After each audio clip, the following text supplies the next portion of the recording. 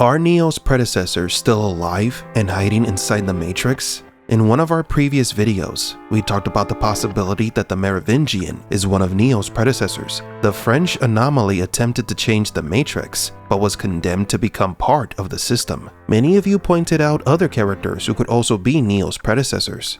Individuals who were modified and assimilated into the Matrix code to improve the simulation. So in this video, we will be talking about 5 programs that potentially have been Neo's unknown predecessors. Do you want to know who they are? Then welcome to Matrix Explained.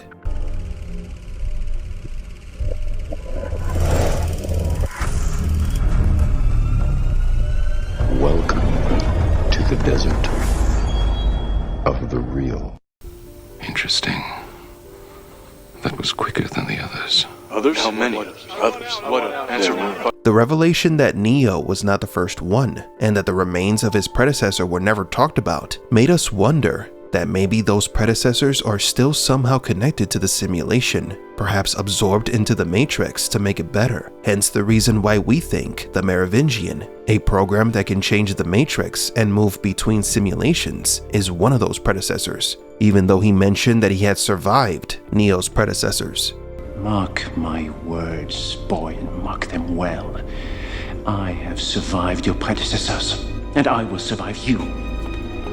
But let us assume that the Frenchman was never the one. Which other Matrix characters could have been? We find that 5 other characters meet the criteria of the one, beginning with number 5, Seraph. It is believed that Seraph was an agent of the first Matrix, who escaped deletion and became an exile. There are 2 important clues that point to this character being one of Neo's predecessors. The first is Seraph's combat prowess. He is close to Neo in power level, and he is one of the few who have survived encounters with the agents. I have beaten you before. Yes, true, but as you can see, things are a little different now.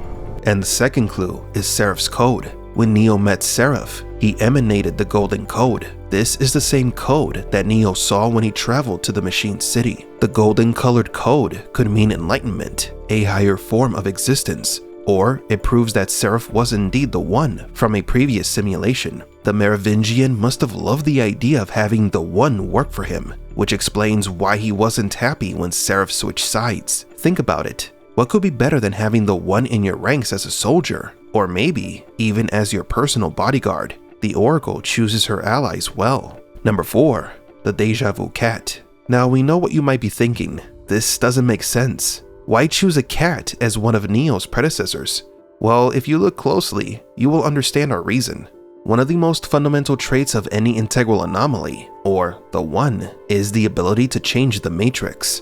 And no other program can do it like the Deja Vu Cat. The first time we saw the feline modify the simulation was in Matrix 1, when he sealed the hotel exits, trapping Morpheus's group. Then we saw him rebooting the entire simulation in Matrix 3, and in the Matrix Resurrections, the cat was under the possession of the analyst.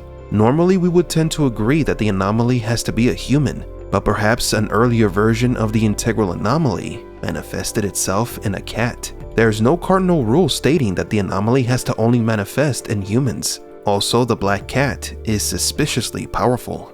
Number 3, the Trainman. We've already theorized that the Trainman was the architect of a previous Matrix simulation, but what if he was one of the ones? He created his own simulation, Mobile Ave, where he is the most powerful entity in that place, more powerful than Neo.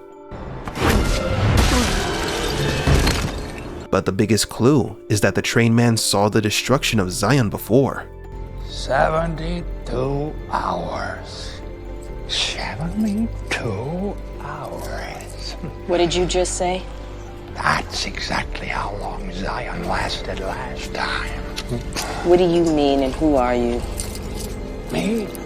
Nobody. Just a spectator enjoying the ride. Why does the Trainman live like a vagabond, surviving from simulation to simulation? Maybe he's trying to forget that he ever was the one, that he was once human. Number 2, Agent Smith.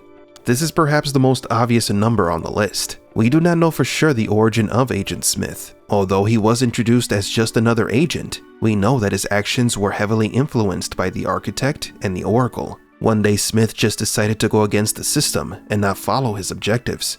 The biggest reason Smith could have been one of Neo's predecessors was his desire to get out of the Matrix and destroy it. The architect made it clear that if the integral anomaly is not kept under control, it represents a serious problem for the Matrix, thus creating the otherwise contradictory systemic anomaly that, if left unchecked, might threaten the system itself. That threat that the architect eloquently mentions sounds like Smith to a T. Maybe Neo and Smith weren't opposites, they were just different versions of the same anomaly. Before we get to number 1, we have an honorable mention. The Spoon Boy is not known to be that important of a character in the Matrix franchise, but in the comics, the boy proves to have other powers in addition to his telekinesis. He can transport himself using his mind, and can project visions into the minds of those connected to the simulation.